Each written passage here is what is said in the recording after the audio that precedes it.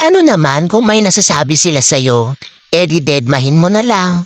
Mawalan ka na lang ng pake sa mga bagay na yon. Alam mo, hindi lahat ng sinasabi dapat pakinggan mo. Hindi mo naman kasi kasalanan na magaling ka eh. Hindi mo naman kasalanan na masipag ka. Hindi mo naman kasalanan kung binibigay mo yung best mo.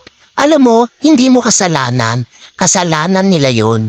Kasalanan nila na may masabi sa'yo kahit wala ka naman ginagawa. Napakadaming taong ganyan. Yung tipong may masasabi talaga sa'yo, may gawin ka mang mabuti. Alam nyo, mawalan kayo ng pake sa mga sinasabi ng mga tao sa paligid mo. Matuto kayong mag-delete ng tao sa buhay nyo kahit malapit pa yan sa inyo. Learn how to distance. Learn how to remove. Kailangan mong alisin yung mga taong hindi makakatulong sa'yo. Mahal mo o hindi, kailangan mong alisin yung mga taong may masasabi sa'yo. Dahil gumawa ka man ng mabuti o masama, may mga tao na may masasabi at masasabi pa rin sa'yo. Kaya gawin mo, may masasabi lang din sila. Kailangan, yung mabuti na yung gawin mo. Real talk yan.